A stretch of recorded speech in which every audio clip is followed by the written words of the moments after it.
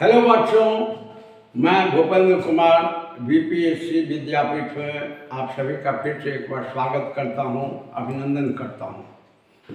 जैसा कि मैंने आपसे वादा किया है कि मैं दारोगा बीपीएससी वगैरह की जो उपयोगी सामग्रियां हैं उसको लेकर के उपस्थित होता रहूँगा।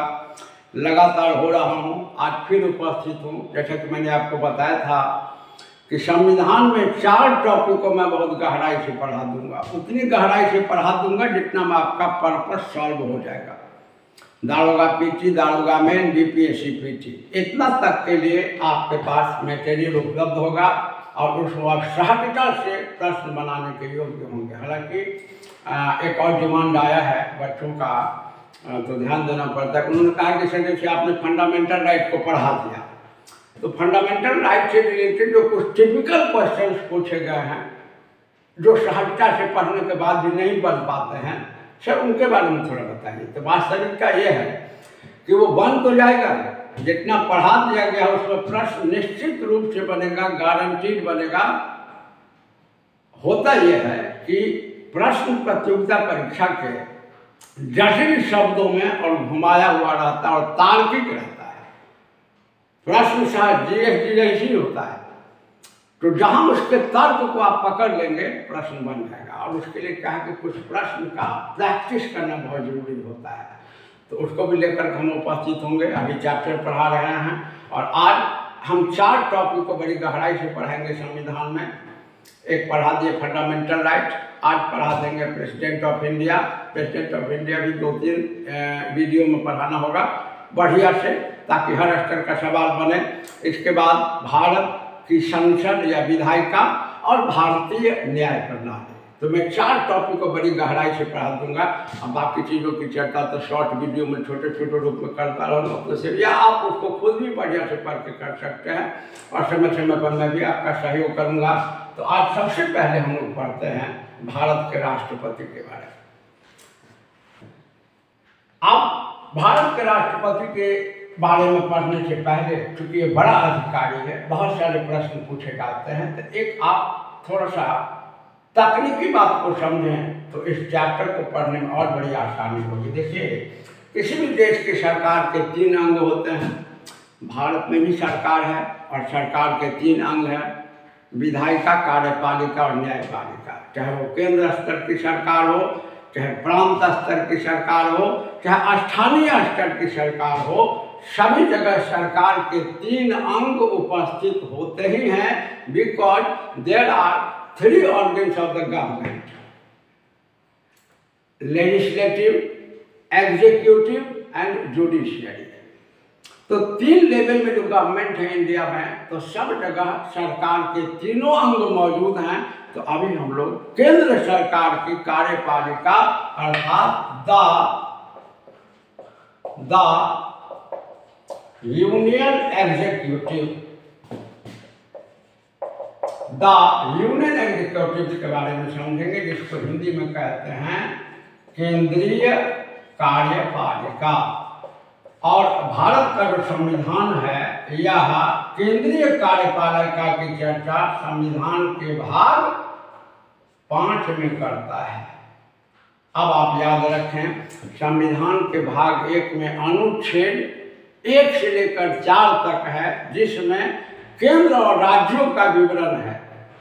भाग 2 में नागरिकता है, जिसमें अनुच्छेद 5 से लेकर 11 तक है। भाग 3 में मूल अधिकार हैं, जिनमें अनुच्छेद 12 से 35 तक है। भाग 4 में नीति निर्देशक तत्व हैं, जिनमें अनुच्छेद 36 से 51 तक है। और भाग 5 में केंद्र की कार्यपालिका का उल्लेख है, जिसमें अनुच्छेद 52 से लेकर के 78 तक है। और केंद्र की कार्यपालिका में, भारत के संविधान में केंद्र की कार्यपालिका के अंतर्गत शामिल किया गया है एक प्रेसिडेंट, इसके बाद वाइस प्रेसिडेंट, इसके बाद प्राइम मिनिस्टर ऑफ इंडिया, इसके बाद सेंट्रल काउंसिल ऑफ मिनिस्टर्स, केंद्रीय मंत्रिपरिषद, और इसके बाद अटॉर्नी जनरल ऑफ इंडिया, जिसको हिंदी में भारत का महान्यायवादी कहते हैं। यहाँ भी हमारा प्रश्न है। अब प्रश्न आ जाता है कि केंद्र की कार्यपालिका में कौन शामिल है, कौन शामिल नहीं है। इसी पर प्रश्न बनेगा।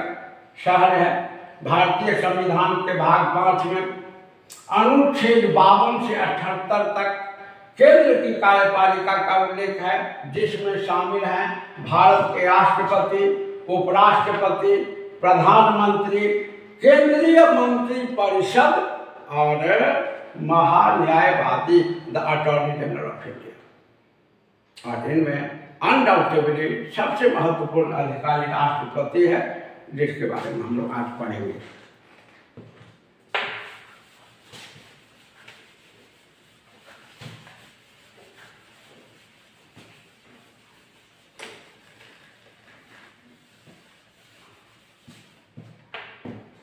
अब देखिए बच्चा लोग, भारत का राष्ट्रपति the President of India, president of India. और प्रेसिडेंट ऑफ इंडिया में जिन जिन टॉपिक्स को हम लोग पढ़ेंगे उनमें सबसे पहले है इंट्रोडक्शन, परिचय। इसके बाद हम लोग पढ़ेंगे इनका इलेक्शन, निर्वाचन। इसके बाद पढ़ते हैं इनकी एलिजिबिलिटी, योग्यताएं या अर्हताएं। इसके बाद हम लोग पढ़ते हैं टेन्योर, प्रेसिडेंट ऑफ इंडिया का। और इसके बाद पढ़ते हैं पावर्स,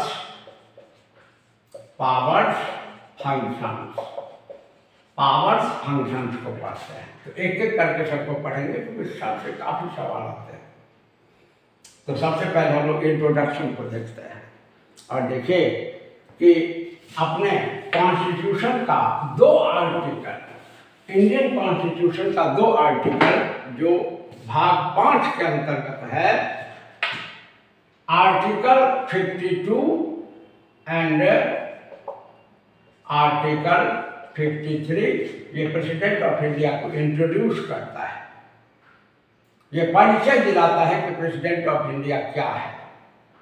अपने कॉन्स्टिट्यूशन का आर्टिकल 52 कहता है कि there shall be a President of India, there shall be a President of India, Bharat का एक नागरिक होगा, and all executive powers of the central government vested in the President of India.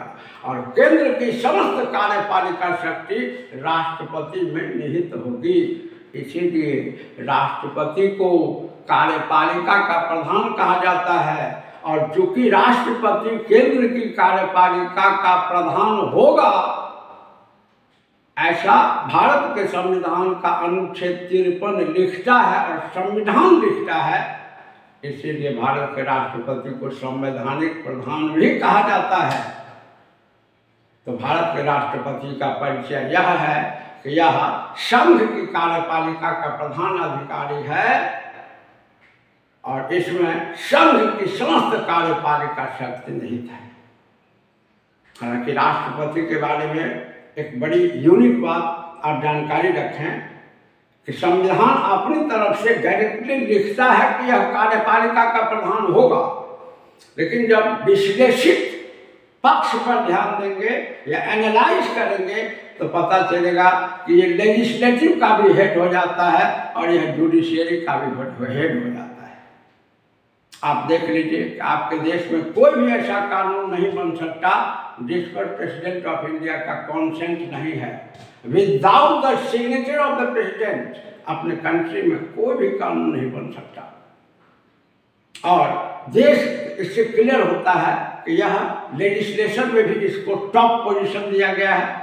Judiciary की बात करें तो अपने कंट्री के जुडिशरी के टॉप पर या एपेक्स पर सुप्रीम कोर्ट होता है, और सुप्रीम कोर्ट के फैसला में भी खास करके क्षमादान के संदर्भ में बदलाव का अधिकार प्रेसिडेंट ऑफ इंडिया को है। तो प्रेसिडेंट ऑफ इंडिया बड़ा ही कद्दावर अधिकारी है। यह अलग बात है कि संसदीय शासन प्रणाली होने के नाते इसके पद को गरिमा में बनाया गया है, और शक्तिशाली वास्तव में उतना नहीं बनाया गया है, लेकिन फिर भी इसके पद की गरिमा को बरकरार रखने का हर संभव प्रयास किया गया है। और अनुच्छेद 53 के अनुसार यह केंद्र की कार्यपालिका का प्रधान अधिकारी है। यह 2 आर्टिकल प्रेसिडेंट ऑफ इंडिया को इंट्रोड्यूस करता है। इसके बाद हम लोग प्रेसिडेंट ऑफ इंडिया के इलेक्शन को देखते हैं। तो प्रेसिडेंट ऑफ इंडिया का इलेक्शन है, इसको मेंशन किया गया है अंडर आर्टिकल 54, और शब्द पर ध्यान दीजिए। 54 कहता है कि the President of India shall be elected by N electoral college, जिसको हिंदी में कहते हैं निर्वाचक मंडल। निर्वाचक मंडल अनुच्छेद 54 कहता है कि भारत के राष्ट्रपति का निर्वाचन एक निर्वाचक मंडल द्वारा किया जाएगा। The President of India shall be elected by N electoral college. अब है कि निर्वाचक मंडल वैसे व्यक्तियों का समूह है जो राष्ट्रपति के निर्वाचन में भाग लेते हैं, मतदान करते हैं। तो आखिर ये होते कौन है? तो सरल शब्दों में समझें कि भारत का राष्ट्रपति, कितनी बड़ी बात है, ध्यान दीजिए, कार्यपालिका है, और इसके चुनाव में विधायिका की हिस्सेदारी है। यानी कार्यपालिका के प्रधान का चुनाव विधायिका द्वारा किया जाता है, क्योंकि राष्ट्रपति के निर्वाचक मंडल में केंद्रीय संसद यूनियन पार्लियामेंट के दोनों सदनों, लोकसभा और राज्यसभा के सभी निर्वाचित सदस्य, ध्यान रखें लोकसभा में 2 तरह के सदस्य होते हैं, इलेक्टेड एंड नॉमिनेटेड। अर्थात जैसे हालांकि ये परंपरा खत्म हो गई है भारत में, आप जानते हैं कि हमारे संविधान में यह प्रावधान था पहले कि राष्ट्रपति लोकसभा में 2 एंग्लो इंडियन को मनोनीत करेगा, जो अब खत्म हो गया है। लेकिन इससे यह स्पष्ट तो होता ही है कि 2 प्रकार के सदस्य होते हैं लोकसभा में, इलेक्टेड और नॉमिनेटेड, निर्वाचित और मनोनीत। राज्यसभा में भी 2 प्रकार के सदस्य होते हैं बच्चा लोग, निर्वाचित और मनोनीत, और ये प्रावधान अभी बरकरार है। और राष्ट्रपति राज्यसभा में 12 व्यक्ति को मनोनीत करता है, तो यहाँ भी 2 प्रकार के सदस्य होते हैं। और राज्य की विधायिका को कहते हैं बच्चा लोग संसद, और वेरी सॉरी, राज्य की विधायिका को कहते हैं विधानमंडल। तो प्रतियोगिता परीक्षाओं में जरूरी नहीं है कि संसद के नाम से ही क्वेश्चन पूछे या विधानमंडल के नाम से, यह केंद्र की विधायिका के नाम से प्रश्न पूछता है। आपको समझना होगा यह संसद है, और जब राज्य की विधायिका शब्द का उल्लेख हो तो समझना होगा कि यह विधानमंडल है। और विधानमंडल राज्य की विधायिका के भी 2 सदन होते हैं, एक विधानसभा और एक विधान परिषद। और यहाँ भी 2 प्रकार के सदस्य होते हैं, इलेक्टेड एंड नॉमिनेटेड। हालांकि यहाँ भी इंडियन का परंपरा खत्म हो गया है। और विधान परिषद में भी 2 प्रकार के सदस्य होते हैं, इलेक्टेड एंड नॉमिनेटेड, और यह परंपरा, यह प्रावधान अभी है। और राज्यपाल प्रत्येक राज्य अपने संबंधित राज्य के विधान परिषद की कुल सदस्य संख्या के 1/6 सदस्य को मनोनीत करता है। राष्ट्रपति केंद्र की राज्यसभा में या केंद्र की विधायिका के उच्च सदन में 12 व्यक्ति को मनोनीत करता है, और राज्यपाल राज्य के विधायिका के उच्च सदन में इसके कुल सदस्य संख्या के 1/6 सदस्य को मनोनीत करता है। और अब देखिए कि राष्ट्रपति के निर्वाचक मंडल में किसको सहभागिता दी गई है, किसका पार्टिसिपेशन होता है। तो पहली बात ध्यान रखें कि विधान परिषद की सहभागिता नहीं होती। अब विधानसभा की सहभागिता होती है, लोकसभा की सहभागिता होती है, राज्यसभा की सहभागिता होती है, लेकिन ध्यान रखें कि हमारा संविधान कहता है कि भारत के राष्ट्रपति का निर्वाचन एक निर्वाचक मंडल द्वारा किया जाएगा, जिसमें केंद्रीय विधायिका की दोनों सदनों अर्थात लोकसभा और राज्यसभा के सभी निर्वाचित सदस्य और सभी राज्यों की विधानसभाओं के निर्वाचित सदस्य भाग लेंगे। तब इस क्वेश्चन को घुमा देता है, अगर सदस्य शब्द का केवल प्रयोग हो तो गलत हो जाएगा, क्योंकि सदस्य में निर्वाचित और मनोनीत दोनों शामिल होते हैं, और हमारा संविधान निर्वाचित मनोनीत सदस्यों को राष्ट्रपति के निर्वाचन में भाग लेने का अधिकार नहीं देता है। तो राष्ट्रपति का निर्वाचन एक अनुच्छेद 54 में है। अनुच्छेद 54 के अनुसार राष्ट्रपति का निर्वाचन एक निर्वाचक मंडल द्वारा किया जाएगा, जिसमें केंद्रीय विधायिका अर्थात संसद के दोनों सदनों के निर्वाचित सदस्य इलेक्टेड मेंबर्स और सभी राज्यों की विधानसभाओं के निर्वाचित सदस्य भाग लेंगे। अब अपने देश में राज्यों के अलावे केंद्र शासित प्रदेश भी हैं, ठीक है, जिनको हम अंग्रेजी में कहते हैं यूनियन टेरिटरीज, यूनियन टेरिटरीज कहा जाता है इनको। और यूनियन टेरिटरी को बेसिकली या मूल संविधान में राष्ट्रपति के इलेक्शन में भाग लेने का अधिकार नहीं दिया गया था, लेकिन जैसा कि हम सभी जानते हैं कि आगे चल के दो यूनियन टेरिटरीज, दिल्ली और पौंडीचेरी, दिल्ली एंड पौंडीचेरी दोनों जगहों पर क्या हुआ, विधानसभा का गठन हुआ। और जब विधानसभा का गठन हुआ और सदस्य निर्वाचित होकर आने लगे, तो इन दोनों को भी राष्ट्रपति, इन दोनों के निर्वाचित सदस्यों अर्थात दिल्ली के विधानसभा के निर्वाचित सदस्यों और पौंडीचेरी की विधानसभा के निर्वाचित सदस्यों को राष्ट्रपति के निर्वाचन में भाग लेने का अधिकार दे दिया गया। और यह दिया गया, ध्यान रखें, 70वें संविधान संशोधन द्वारा दिया गया 1992 में, 1992 में।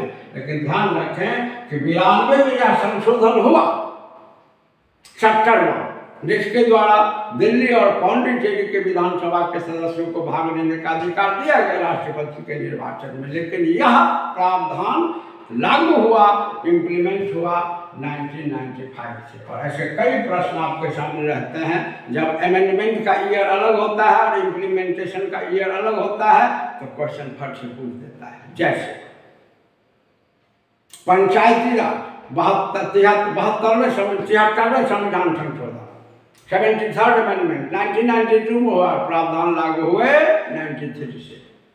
तो ये जो व्यवस्था की गई 1992 में, इन दोनों को दिल्ली और पौंडीचेरी के विधानसभाओं के सदस्यों को भाग लेने का अधिकार दे दिया गया, लेकिन यह इम्प्लीमेंट हुआ 1995।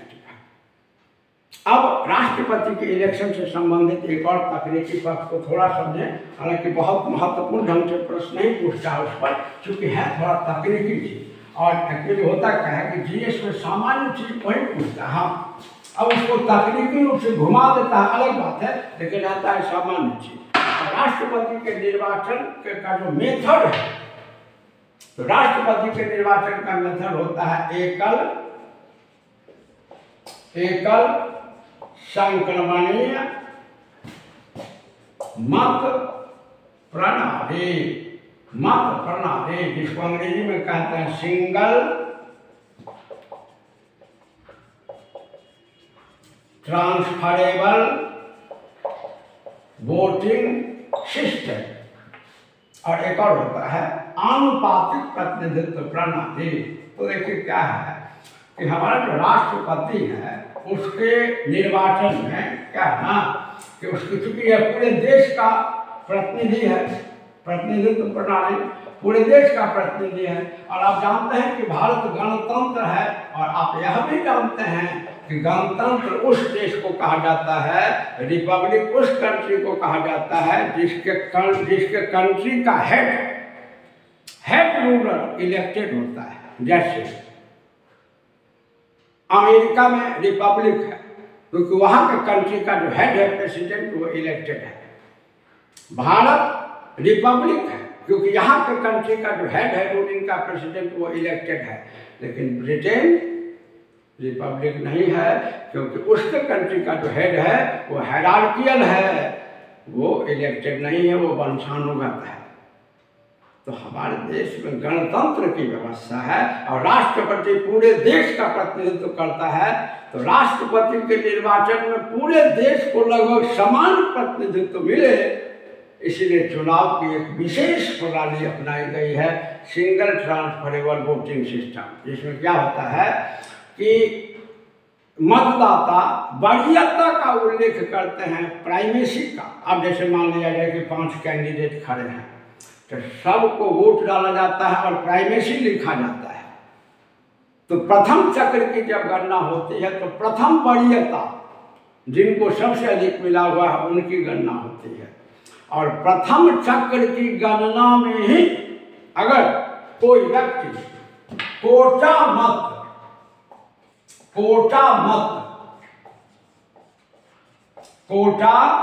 वोट अगर प्राप्त कर लेता है तो उसे विजयी घोषित कर दिया जाता है। तो सभी देशों, पूरे देश के लोगों को प्रतिनिधित्व सही ढंग से देने के लिए यह व्यवस्था रखी गई है। और एमएलए और एमपी का मत मूल्य अलग अलग निकाला जाता है और मत मूल्य का 50%, जितना मत मूल्य है उसका 50% से अधिक जिस कैंडिडेट को भी मिल जाता है मत, उसे विजयी घोषित कर दिया जाता है। और प्रथम चक्र की गणना में अगर किसी प्रतिनिधि को या किसी कैंडिडेट को अगर कोटा मत प्राप्त नहीं हुआ तो द्वितीय चक्र की गणना शुरू की जाती है। और द्वितीय चक्र की गणना में क्या होता है कि जिनको प्रथम वरीयता सबसे कम मिला हुआ है, जिनके जीते जाने की संभावना कम है, उनके मत को आगे ट्रांसफर कर दिया जाता है। Hence it is called single transferable voting system. और ऐसा तब तक होगा जब तक कि कोई एक व्यक्ति न जीते। और अभी तक भारत में इतिहास है कि सभी राष्ट्रपति प्रथम चक्र की गणना में ही जीते हैं, केवल वीवी गिरी द्वितीय चक्र की गणना में जीते हैं। और यह प्रश्न प्रमुखता से पूछे जाते हैं। तो ये राष्ट्रपति से संबंधित तकनीकी पक्ष है। इसके बाद राष्ट्रपति के संबंध में आपको मैं बताता हूं, राष्ट्रपति के इलेक्शन के संदर्भ में एक बात हमेशा तकनीकी ध्यान रखिए कि राष्ट्रपति जब कोई भी व्यक्ति अगर राष्ट्रपति के कैंडिडेट के रूप में खड़ा होता है तो उसके नाम का प्रस्तावक, प्रोपोज करने वाला प्रस्तावक 50 होना चाहिए और उसका सेकेंडर यानी अनुमोदक सेकेंडर होना चाहिए 50। तो यहाँ भी प्रश्न आता है कि राष्ट्रपति का अभ्यर्थी के कैंडिडेट के रूप में अगर कोई खड़ा होता है तो उसको उसके कितने प्रस्तावक और अनुमोदक होना चाहिए। तो जो राष्ट्रपति के इलेक्शन में वोट करते हैं उनमें से कम 50 आदमी राष्ट्रपति के का प्रस्तावक होना चाहिए और 50 आदमी अनुमोदक होना चाहिए, 50 आदमी अनुमोदक होना चाहिए। और आप इलेक्शन में एक टर्म सुनते होंगे जो कभी कभी दैनिक जीवन में हम लोग कह देते हैं कि ऐसे मत करो नहीं तो जमानत जब्त हो जाएगा। तो जमानत जब्त हो जाएगा ये कहा नहीं कहते, कभी कभी किसी का उसका तो जमानत जब्त हो गया। व्हाट डू मीन बाय जमानत जब्त? इनफैक्ट क्या है कि जब भी कोई व्यक्ति कोई इलेक्शन इंडिया में, जैसे राष्ट्रपति को ही पढ़ना किसी को लीजिए कि जब भी कोई व्यक्ति राष्ट्रपति के इलेक्शन में खड़ा होता है तो उसको कुछ जमानत की राशि डिपॉजिट करनी होती है। और प्रेसिडेंट ऑफ इंडिया के पोस्ट पर 15,000 जमानत की राशि जमा करनी होती है। अब पूछता है कि ये 15,000 जमानत की राशि कहाँ रखता है राष्ट्रपति? तो यह आर्मी एक्ट के पास रखता है 15,000 जमानत की राशि। और अगर किसी व्यक्ति को जो खड़ा हुआ है राष्ट्रपति के इलेक्शन में और मतगणना के बाद उसके टोटल वोट का अगर 1/6 नहीं मिला वैलिड वोट का, तो उसकी जमानत की राशि रख ली जाती है। वापस नहीं की जाती है। इसी को कहते हैं जमानत का जब्त हो जाना। और एक और तकनीकी प्रश्न ध्यान में रखें कि भारत में कोई भी चुनाव हो, उसका मॉनिटरिंग करने वाला एक हेड चुनाव अधिकारी होता है, प्रमुख चुनाव अधिकारी होता है। कहीं भी स्टेट का हो, पंचायत का हो, सेंट्रल का हो, प्रेसिडेंट का हो, वाइस प्रेसिडेंट का हो, उसको कहते हैं तकनीकी भाषा में रिटर्निंग ऑफिसर। तो प्रश्न आता है कि राष्ट्रपति के निर्वाचन को कौन मॉनिटरिंग करता है या कौन इसका रिटर्निंग ऑफिसर होता है? तो याद रखें कि संविधान कहता है कि जो लोकसभा का जो महासचिव होगा, लोकसभा का जो महासचिव होगा, यानी सेक्रेटरी जनरल ऑफ लोकसभा जो होंगे, वही राष्ट्रपति के इलेक्शन का रिटर्निंग ऑफिसर होंगे।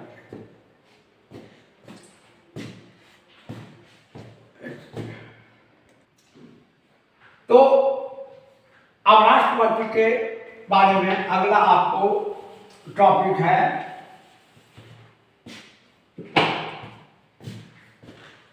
राष्ट्रपति के पद की योग्यताएं। एक्चुअली क्या है बच्चा लोग कि योग्यताएं टर्म का यूज सही नहीं है, लेकिन व्यवहार में जीएस में पूछे जाते हैं तो हम लोग कर देते हैं। वास्तविक टर्म है अर्हताएं, यानी अंग्रेजी में कहते हैं एलिजिबिलिटी। ठीक है, ये बहुत सहज है और इसमें कहा गया है कि भारत के राष्ट्रपति पद के लिए कुछ खास योग्यता होगी, जैसे सबसे पहले भारत का नागरिक हो, should be the citizen of India. दूसरा कहता है कि न्यूनतम आयु 35 वर्ष की हो, मिनिमम एज 35 वर्ष की हो। तीसरा कहता है कि लोकसभा के सदस्यता की योग्यता रखता हो, सदस्य हो, ये कहता है, ये कहता है कि सदस्यता की योग्यता रखता हो। और इसके बाद आगे कहता है कि सरकार के अधीन किसी लाभ के पद पर ना हो, सरकार के अधीन किसी ऑफिस ऑफ प्रॉफिट लाभ के पद को धारण नहीं करता हो। और पांचवा कहता है कि पागलिया दिवालिया न हो, बैंकरप्ट दिवालिया को कहते हैं, दिवालिया न हो।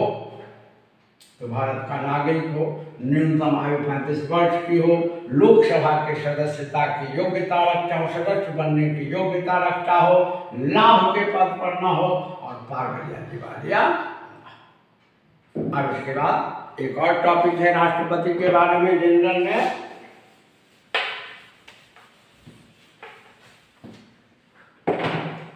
यह है कार्यकाल, जिसको कहते हैं अंग्रेजी में टेन्योर। अब देखिए अपने संविधान का अनुच्छेद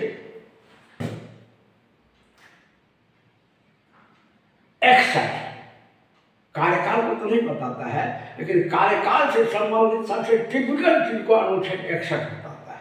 और कार्यकाल में सिंपली हमारा संविधान कहता है कि भारत के राष्ट्रपति का सामान्य कार्यकाल 5 वर्षों का होगा।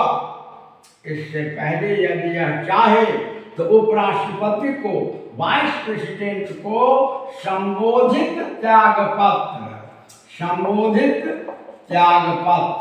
यानी एड्रेस रेजिग्नेशन द्वारा अपना पद छोड़ सकता है। और यदि राष्ट्रपति ने संविधान का उल्लंघन किया है, इस पर महाभियोग लगाकर इसे पद से हटाया जा सकता है।